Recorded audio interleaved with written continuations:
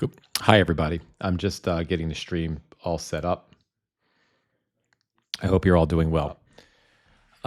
Supreme Court this morning just invariably.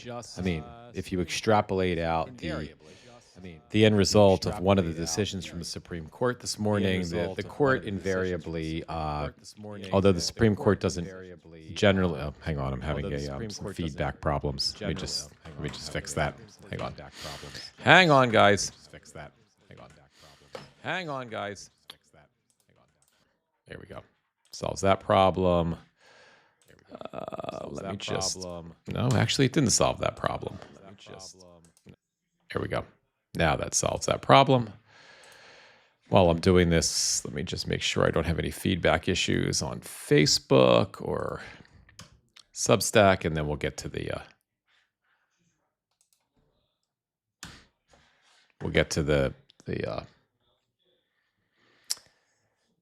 crux of the matter. Substack, I'm not quite sure why you guys aren't popping up. There we go. Okay.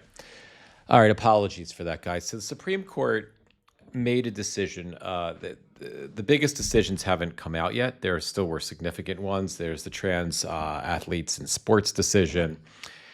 There is the mail-in ballot decision. Oh, hang on. Oh, my goodness. I'm starting today with all kinds of technical problems. Let me just fix this window because it looks awful. Hang on, guys.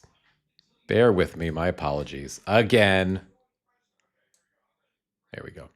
That's a little better. It's a little less obnoxious.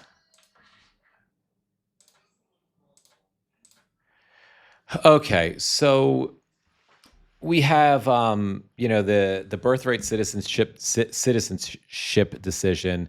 None of those three decisions came down yet. The Supreme Court, especially the Roberts Supreme Court, I don't know if they were always like this, but the drama is it's fucking ridiculous. Like, it borders on ridiculous. And again, I don't know if this is every Supreme Court, but I know the Roberts-led Supreme Court always waiting for the last possible moments to drop the most controversial and important decisions. I honestly think Roberts,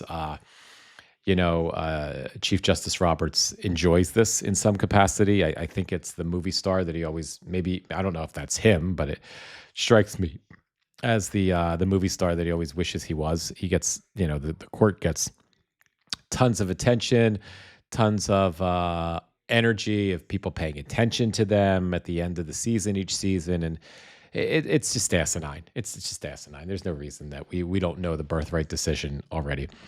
But this decision, of the decisions today, there was one that basically will allow Monsanto to continue to give people cancer and poison people without having to say that, that Roundup causes cancer. Don't use Roundup. Don't use Roundup.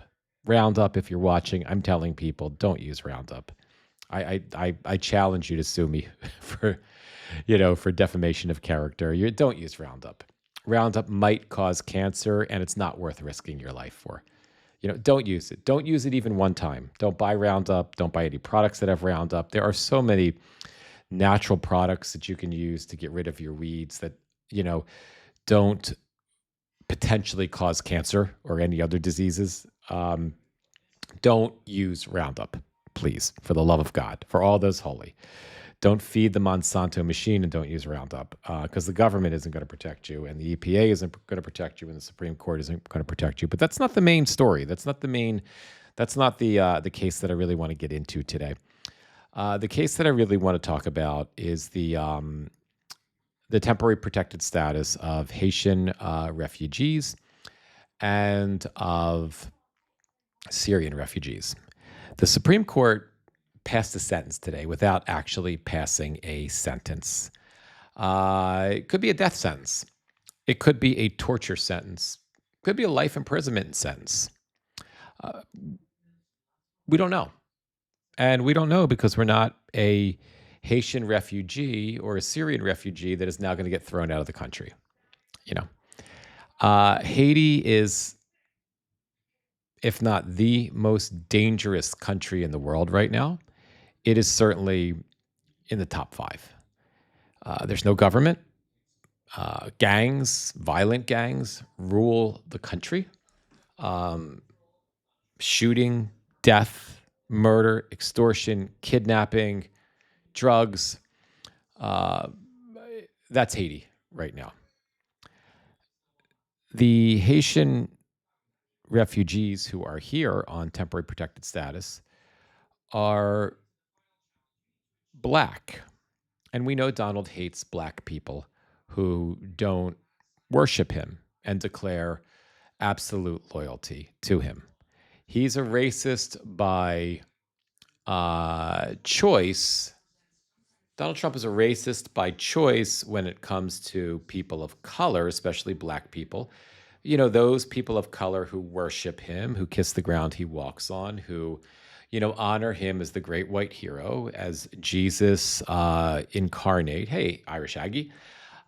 Those who do that with and for the village idiot Donald Trump, if they're of color, especially if they're black, he likes them.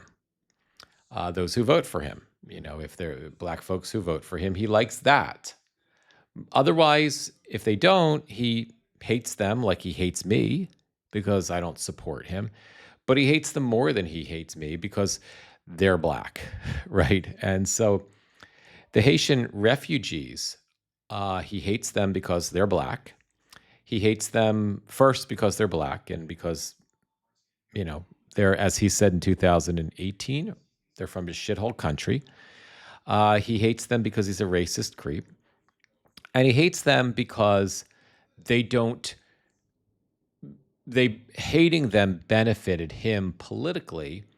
And the raging racist in his community love him because he hates them. And he needs those racist voters behind him, certainly with the midterms coming up and with his control of Congress, because he completely controls the Republicans in the Senate and the House, with his control with few exceptions. He needs those raging racists to continue to love, adore, and honor his genius, right? So he hates them. And if you remember during the 2016, the 2020-24 presidential election season, during his debate with Kamala Harris, where she utterly destroyed him, humiliated him, backed him into a corner, and just emasculated him, rhetorically sliced him up, right?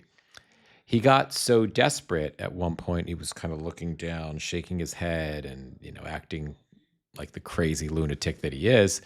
He got so desperate at one point. If you remember correctly, I'm sorry, just doing a quick window switch on my end. If you remember correctly, he started repeating the lie about the Haitians in Springfield, saying, they're eating the cats, they're eating the dogs. I don't know. I'm here. And then the moderator said, that's not true. That's what I'm hearing. Good, credible people are saying it. It is true.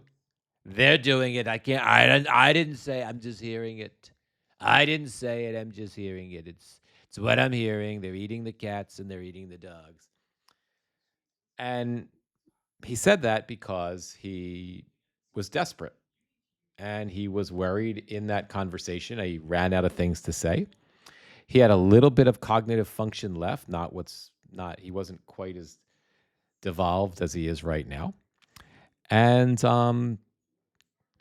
he has to follow up on that, right? He has to be right about that. He has to be right about the lie that the Haitians were eating the cats and eating the dogs, because he had to dehumanize them in order to rally that psychotic base. And I can tell you that base it's less than it was, significantly less than it was, because a lot of them have woken up, but it's still as rabid, cruel, ignorant, and pathetic. When I was watching the SCOTUS decisions, I was watching it on SCOTUS blog live on TikTok.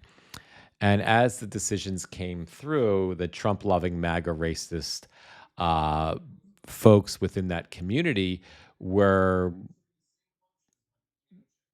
enthusiastic. They were hooting and hollering. They were wooing it up. in great victory, for them that,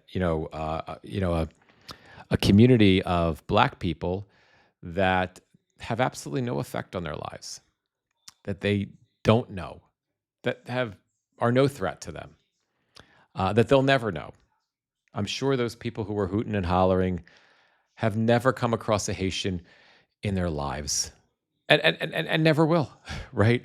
Until and unless Medicaid has to pay for a home health aide for their mother or grandmother when she's in her mid 90s, and that home health aide who's making $11 an hour is a Haitian immigrant who then takes excellent care of their loved one. But other than that, they'll never come across a Haitian immigrant.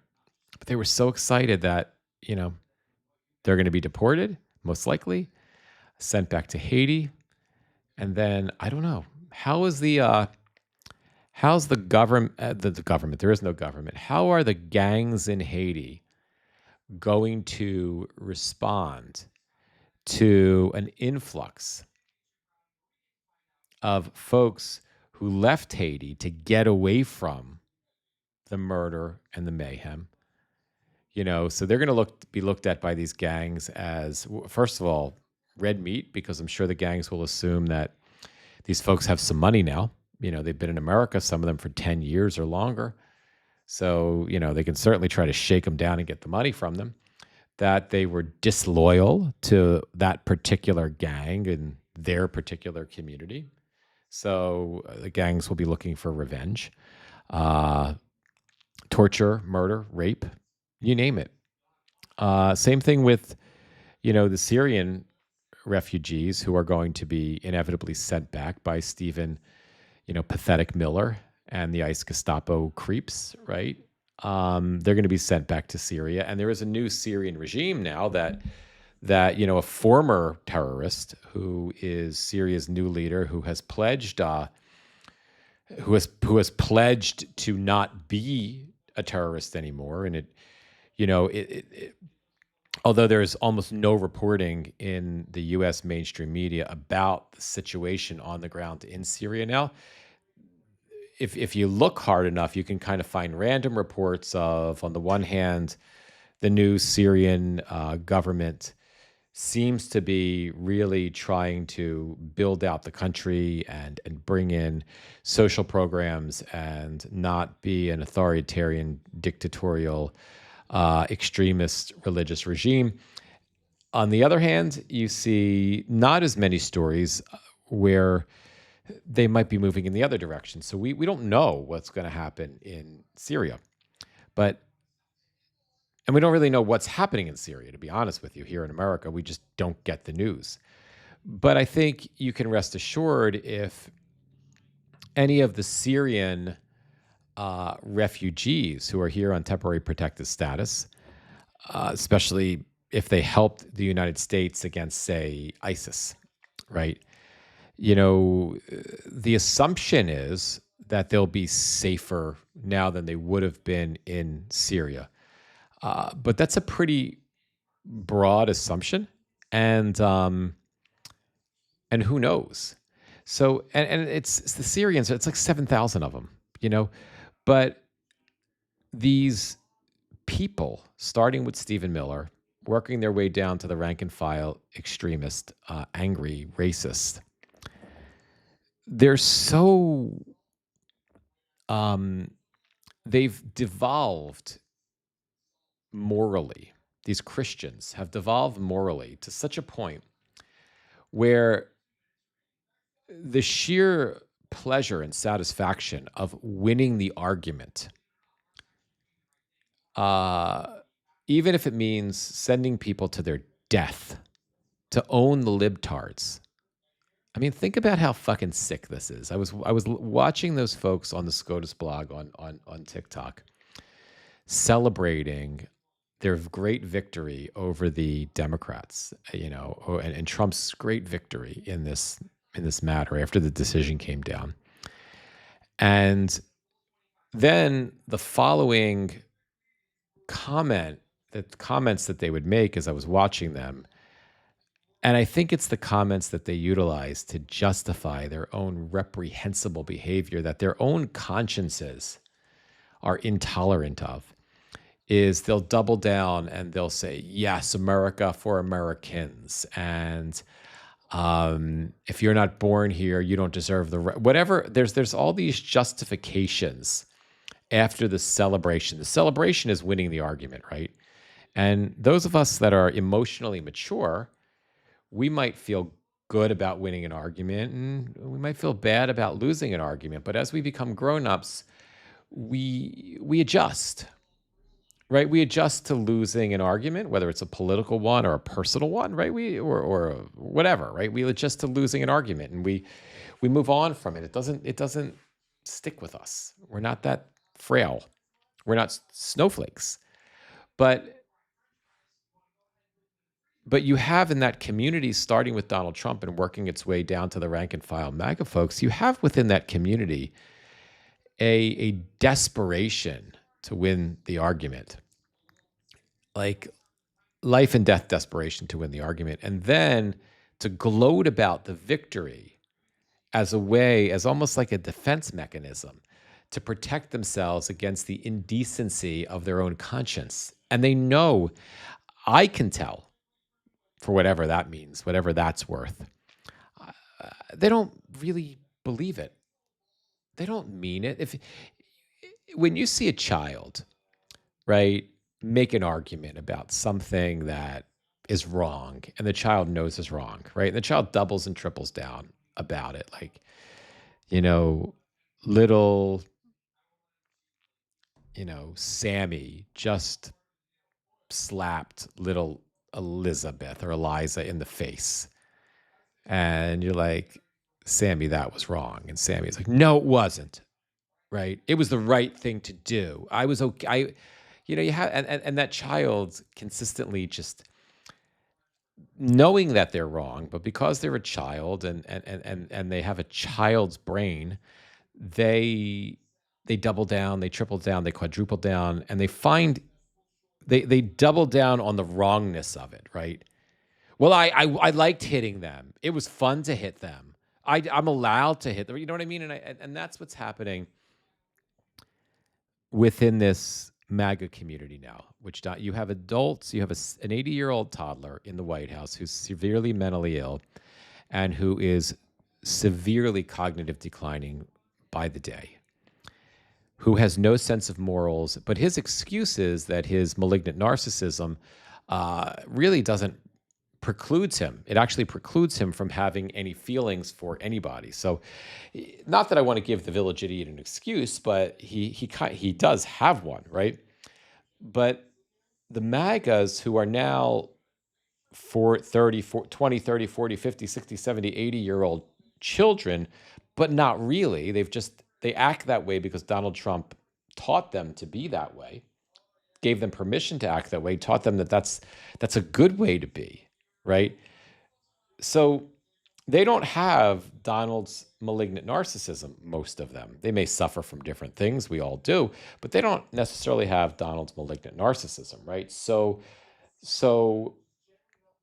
there's no excuse for not considering the abject cruelty of what you're celebrating, for the inhumanity of what you're standing up with, what you're standing behind, right? So, but like the child, whose brain hasn't evolved, these peoples have, they make a conscious choice to act like babies. And to whether they give intellectual arguments, America is for Americans. And therefore, and every president in the past has had the power to grant TPS and to take it away, right? I mean, TPS is a law that can be applied really by the courts, right? Not really by the president, but the president can administer an executive order. And as we see, make decisions whether that's right or wrong. It's the case. And now, according to this decision by the Supreme Court, a president, a lower court cannot challenge. Let me repeat that, guys. This decision by the Supreme Court is and Alito penned the decision, and this is why we must pack the court. We must pack the court. We must pack the court in 2029 when a Democratic president is sworn in and when you have a Democratic House and a Democratic controlled Senate. Why we must add, because this court is so delusional and deranged that you're going to completely give the executive, the president, the power to interpret a law passed by Congress any way he wants, whenever he wants, and it cannot be challenged, not even in a lower court. You're like, fuck you. So I mean, seriously. So we will, and we'll, having a discussion about reforming the court is another discussion for another day, but it's certainly a discussion to continue as we move toward 2028. But this decision, I guess the crucial point that I want to make about this decision is this decision is going to send people to die.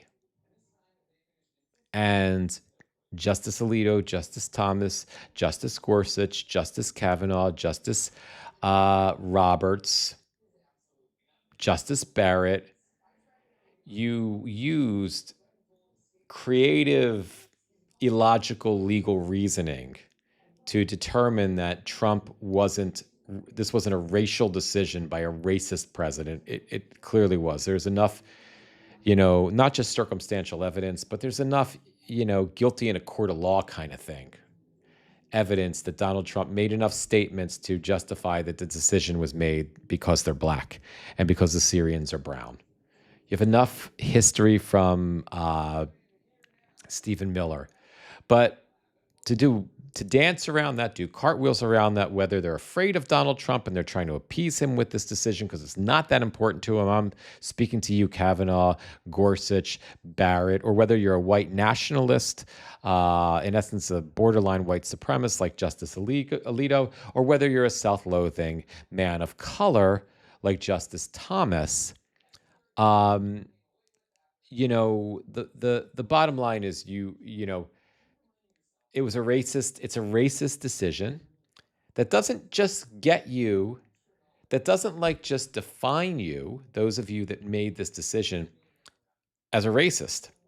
Because you see, the lower court judges were not racist, and they were able to pretty easily come to the obvious conclusion.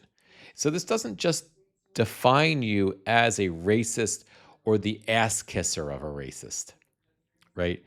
What it further defines you as is someone supposedly a Christian, Amy Coney Barrett, supposedly a strong Christian, Amy Coney Barrett, a moral Christian, who the consequences of this decision are just as clear as me making the statement that this is an iPhone.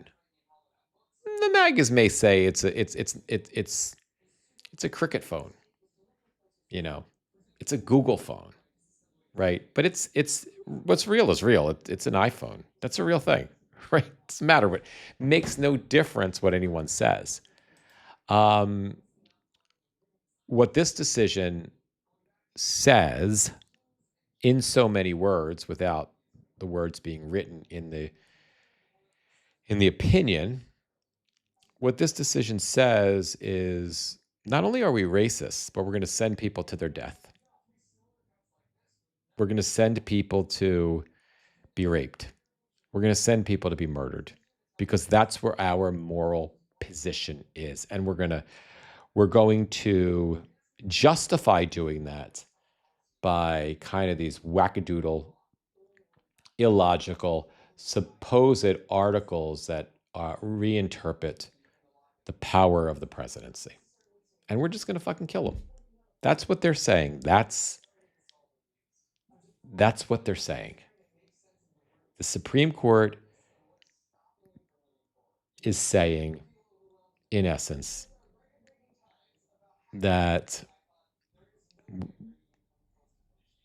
Donald Trump, you can do what you want.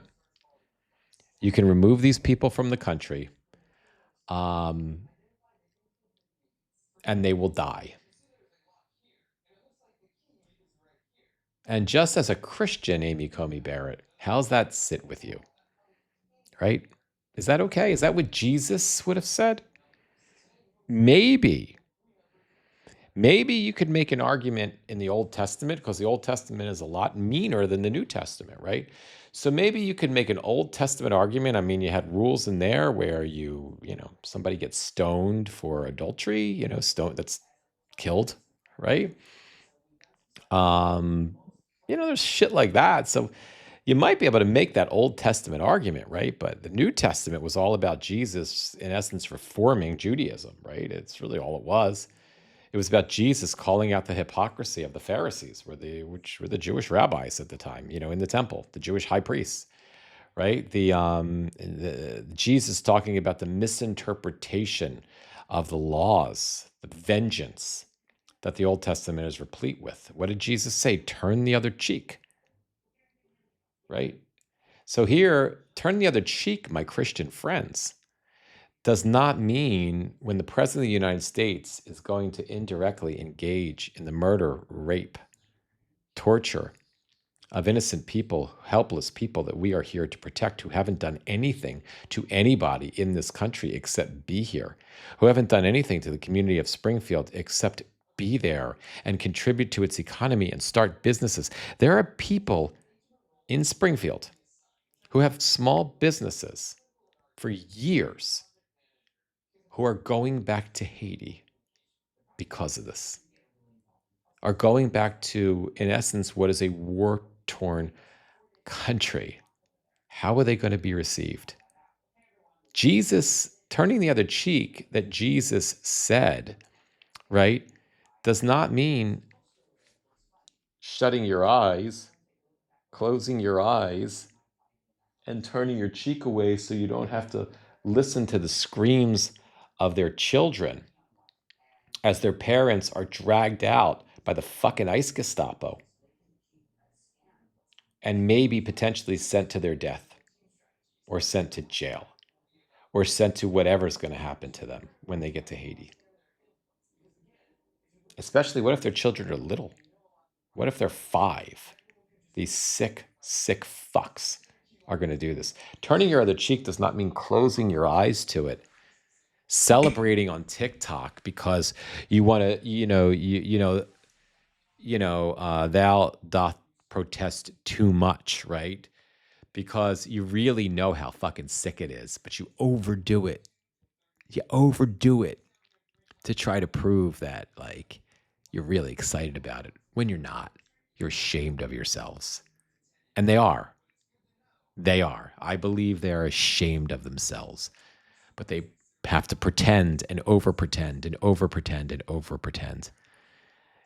So turning the other cheek doesn't mean doing all that stuff so you don't see the mutilation, so you don't see the rape that you are celebrating, that SCOTUS has initiated, that Donald Trump, who is a psychopath, who I believe is a serial killer at this point, because he's gotten a taste of blood. It started with murdering fishermen on boats or drug dealers, it doesn't matter. Murdering them with a second strike on boats and him and Hegseth getting off, circle jerking each other off, to the pleasure of that. You have one completely fucking deranged, mentally unstable, mentally ill, cognitively declined sociopath who's got a taste of blood in his mouth and he wants to keep killing.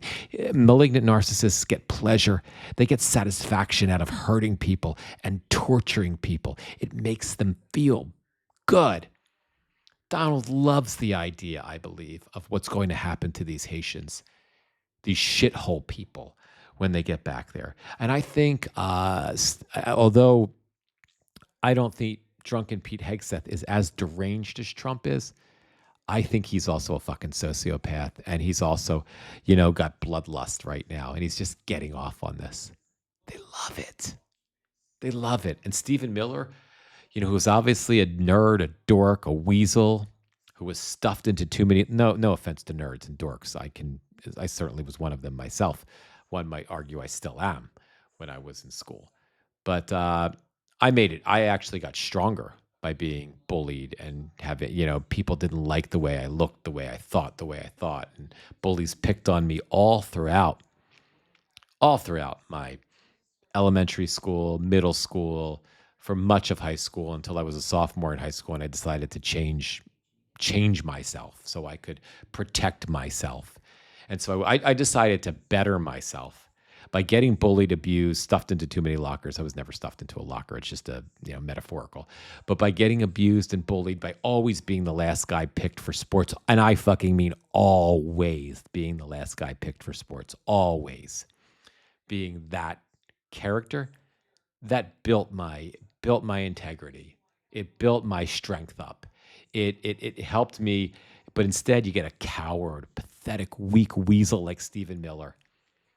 And all his probable abuse got him turned, because he's a weak person in the first place. All that did was turn him into a pathetic, balding little creep who was always the victim of everybody around him, who has achieved nothing in his life and just caught onto the coattails of a maniac, madman, sociopath, which gave him a position of power. But he's always a pathetic little fucking weasel. And I would love to have an opportunity to debate that putz on this show. One of my sincere hopes is that I am able to grow this community and I get large enough to challenge Stephen Miller to a debate, because it would, I in many ways, I grew up, I think, with just as many difficulties as he did, supposedly. And although I didn't have the same amount of privilege that he grew up in, I certainly grew up I was in a lower middle class family. I feel like I grew up with plenty of privilege. So I'd love an opportunity to rhetorically shut that creep down, but he'd never have the courage to face up to me, because he never faces up to the people who can stand up to him. What he does is he stands behind the ICE Gestapo, and he stands behind the idiots, and he talks tough on Fox News. And, but will he stand up and go toe to toe with a Haitian immigrant in a conversation? No, because he's a fucking coward. So, what a disgrace. And at least if there's nothing else because there's not a hell of a lot we can do to stop this. There's nothing we can do. People are going to get killed in Syria. They're going to deport people. We can't stop them. People, the legal system can do some stuff. You will get lawyers for these Haitian refugees. Yeah, you can, buddy. You will get lawyers for some Haitian refugees, that will, and that's something people can do. We can donate to those legal funds, to the Haitian legal fund. I'll try to find out, how to do that, and I'll get back to you on that. I'll ask in my daily briefing. I'll try to find out if anybody knows later today. But we people will support, and we can support those causes and those attorneys. They will be able to although it'll go nowhere, unfortunately, with this sick fucking administration, they will be able to apply for asylum status and other things. We can try to create a political landscape where it's so destructive for the idiot to actually deport people, and so they can get raped and killed, that maybe the idiot backs off of actually doing it, even though he can, but we can't save the people. And that's horrible. That's horrible. And that's why I'm so frustrated right now, because unlike the MAGA community members who were celebrating, I will not and cannot close my eyes. And Jesus's term, turn the other cheek, meant when someone slaps you in the face, you give them the other side. That's what turn the other cheek means. It doesn't mean hide your face, right, from the havoc that you're wreaking and the pain that you're creating, so you don't have to see it. I can't do that. I can't hide my face from it. I know, we all know what's going to happen to these people, these human beings, how these lives are going to be snuffed out, how people are going to be tortured. I can't help those images coming in my mind of what's going to happen, and the inability to do anything about it is, it's it's it's repulsive, it's repugnant, and this is why when I say so frequently, I'm so ashamed of America. I'm so ashamed as we enter our 250th anniversary of what we have allowed this country to devolve into right now. Right now. Not forever, not from before all the time, but right now. I have no desire to celebrate our 250th birthday. I'll celebrate that 250th birthday on January 20th, or whatever inauguration date is on 2029, when we can begin rebuilding and fixing this country, which is going to take years, if not decades. But I don't want to go to any fucking 250-year celebration, because the sickest fucking moment in America, next to uh the persecution of slaves, the sickest thing next to that is happening now. And America disgraced itself. Americans disgraced themselves by choosing this animal and the animals surrounding him as we approach our 250th year anniversary. I remember 1976. Do you guys remember the bicentennial? I was old enough to remember it. I was a kid, but I was proud. I was proud of my country. I was proud to celebrate 200 years. I didn't really know what it meant. I was too young, but I felt proud. I remember how, 1776 and 1976. And I remember, all the awesome things. I was living in Philadelphia at the time. What better place to be, right? Yeah. The birthplace of the Declaration of Independence, right? The Independence Hall, Betsy Ross's house, right? We didn't have the Constitution Center yet, but we had all that nostalgia. We had all that history. What? I mean, I didn't know at the time, when I was so young, how privileged I was to live in Philadelphia, Pennsylvania in 1976. And that which I remember from the lead up to July 4th. I don't remember all of it. I don't remember most of it, but what I do remember, it's such a honorable memory. And there was plenty of awful shit then too. Don't get me wrong. We were a broken nation. We were a racist nation. There was a lot of stuff that made us worse than imperfect. But where we stand today is, compared to that memory, I have no interest in celebrating how and these MAGA creeps that have slithered out from under the woodwork, from under the rocks, the racist rocks that they, were too ashamed to crawl out of before Donald Trump, and them being not just in government, but yes, in government, but in, you see all the social media posts of, these angry, self-victimized losers who blame people of color for their shitty lives using the N-word at a gas station, or they pull up to somebody who's of color and they feel emboldened to say the N-word now. It's a disgraceful moment, and I won't be celebrating our 250th anniversary at all. I won't be. I'm sure on July 4th we'll go see fireworks somewhere.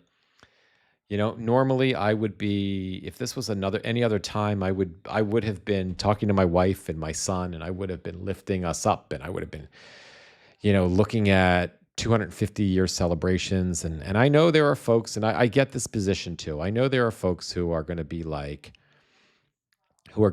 don't let Trump take away your joy. Don't let Trump take away um, your satisfaction. Don't let him take away your celebration. I respect that opinion, and go and celebrate and defy him in your celebration. I have no problem with those who do that.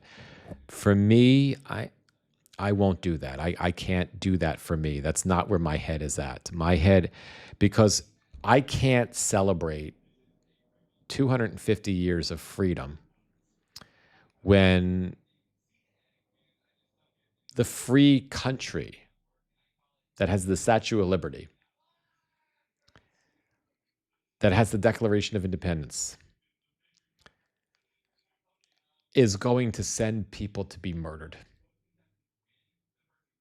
I can't celebrate when I know that while I'm celebrating on July 4th, celebrating our 250th birthday, that some young Haitian girl is going to get raped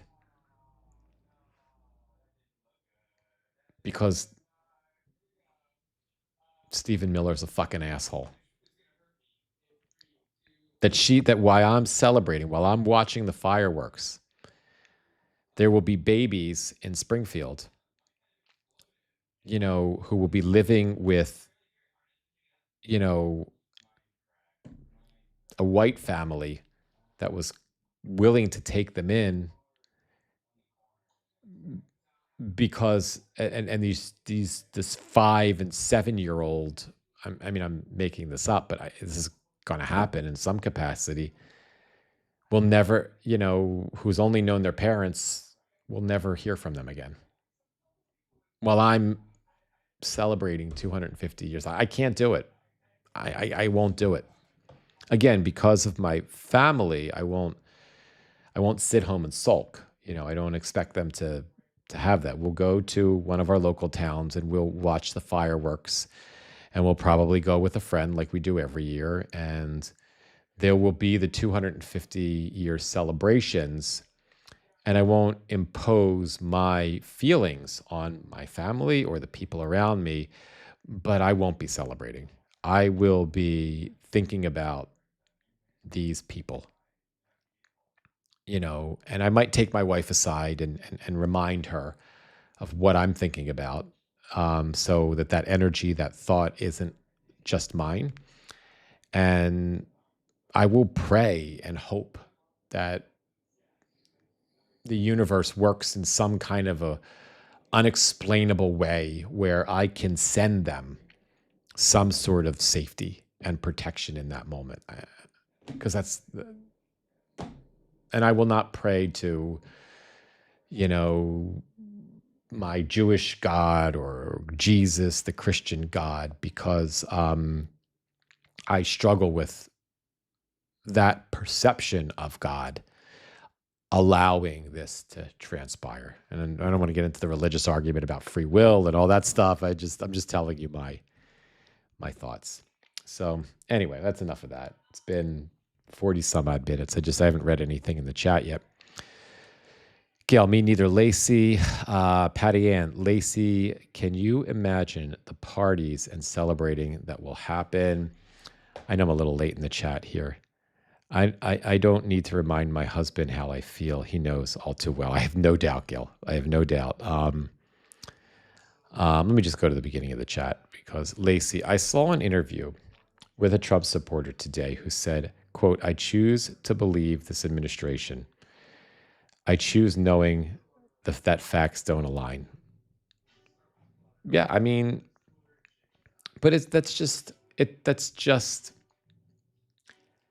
in my mind, that language, that mental, that la la la la la la la la la la la la la la la la, that's that mentality of that kind is it's childish. It's like a baby. It's revoke. It's their consciences are so the guilt is so strong. You guys may disagree with me. Their consciences are so, because they know it's so wrong, right? The only thing left to do, because there's no logical argument, there's nothing left. The only thing left to do is just come up with some shit like that. That is just some ridiculous. I do it because I want to do. I want to do it. I want it. I like it. I'm gonna do it, and that's it. You can't say anything. Nah, nah, nah, nah, nah, nah. I mean, that's where we are. That's where we are. So you can't communicate with a person who has chosen to devolve intellectually to that of a 4-year-old in response to, you know, you know what I mean? You can't. And the next step for them is again, thank God we haven't turned into a full-blown Nazi-like autocracy. Thank God Trump's a fucking idiot, because those people you'll devolve down. Now we can see how it happens. You devolve down so far that you'll go out and kill the people to make yourself feel better if you're allowed, right? You'll become. We can see how it happened. We can see how Nazi Germany happened, right? We can see how people who wouldn't have done it, how they just choose to devolve emotionally down to the point where they're just basically murderers themselves. They can go there. They can get there. Lacey, I'm not sure what Christian means anymore. It's been so warped by people. Yeah, I mean, there was that during the campaign we saw those. I don't know if you guys saw them. Those "What Would Jesus Do" billboards. There are people that are real Christians still, for whatever that's worth. And I think there's a lot of them, actually. It's just that these fake Christians own the airways. They own the internet. We're trying to take that back from them. They have the loud. That's the right now. If there's any hope here, and there's really not, but if there's any hope here, I think I keep saying, and hopefully I'm not proven wrong, that the media is messaging incorrectly. They're so distant from the reality of the moment that they're talking about how the election, maybe the Democrats will win the Senate. It's more in play now, and the House looks like it might lean Democrat, and they underplay the reality of the moment. And the reality, because they're so dialed into the noise from Fox News, from the less and less, the smaller and smaller number of right-wing extremists that are getting amplified by Elon, the white supremacist Musk, by the Ellison, Larry and his goofball fucking son, the Ellisons, and I just saw a graphic yesterday, an excellent graphic that you might not even realize, but Facebook is you may have noticed if you're on Facebook. I've been posting a lot more the last 48 hours because there's a value to trying out Facebook for content creators right now. It's the largest platform still in the world, and it's actually reached the point where it's pretty evenly split between pro-democracy folks, pro-right-wing folks, and in terms of creators, and folks that are just kind of nonpartisan, right? So that's indicative of where the electorate is, where the people are. There's so much noise coming from the dwindling minority that are supportive of these repressive policies. Nobody likes it. But the media is doing such a pathetic job recognizing the data, right? And again, sometimes I slap myself because I'm like, of course it's not we're not close. And you've had election after election after election where Democrats destroy Republicans, where Republicans in deep red districts win sometimes, but they win by 3 points. in districts where they won by 35 points, 37 points, right? And then, I don't know, 2, 3, 4 out of 10 of those, a Democrat shocks everyone, whether it's a mayor or and wins in a deep, deep, deep red district. So it's not like if there's a silver lining to the awfulness of the moment, it's that the media's got it wrong. They're fucking it up. And the reality is that most of America is intolerant of this. It's just that the crazies have the megaphone right now. I don't know. That's what I think. All right, guys. Enough of me. 50 minutes in. We're almost an hour in. I love you guys. 1 minute at a time, 1 hour at a time, 1 day at a time, one live at a time. Thank you all for being here. If you've noticed, I've posted a little bit. I've done less lives this week. Did less lives last week. I did a few less this week. I know some of you were asking about my live schedule. Apologies for not getting back to you, Lacey, directly. I will reach out to you. It was a crazy day the last 2 days. I am starting to pull back a little bit. I don't have my times settled. So I've done too many times. I've disrespected your time, and I've said this is my time that I'm going to do lives, and then I've stuck to that for 3 months or 3 weeks or a week, and then I've gone off the rails. And I don't want to do that to you guys again. I don't think that's respectful of your time. I know it's not respectful of your time that I'm sort of bouncing in and out. I don't really know. I'm coming in sometimes between 10 a.m. and noon, any given day of the week.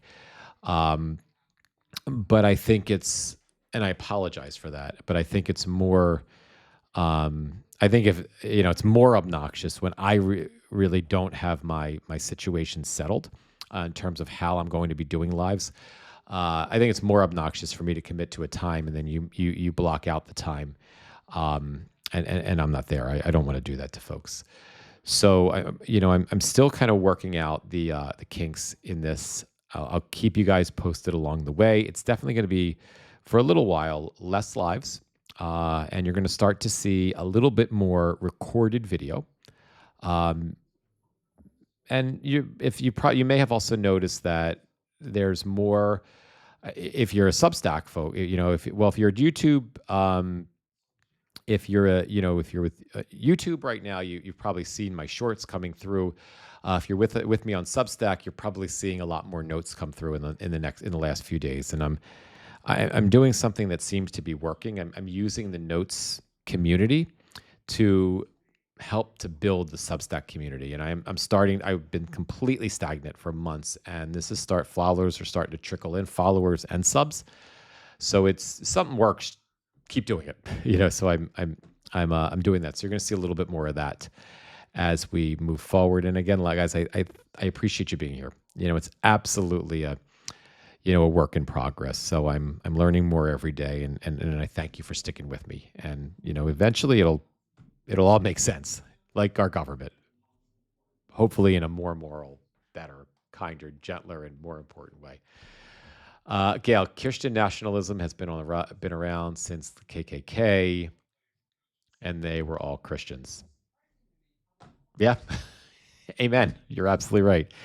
I don't think we're going to be able to stomp out Christian nationalism, but we're certainly making headroads, not making it the focus of our government, although it is now. I love you guys. I'll see you guys soon. Let me sort of bounce out one social media platform at a time. And let's start with YouTube. You guys are the first. I'll see you guys soon. Thank you for being here. YouTube has left the building. Twitch. Thank you, Twitch. I'll see you guys soon. And last but not least, Substack. I love you guys. Make sure you like and subscribe if you are not subscribed. I'll see you in a little bit, everybody. Be well.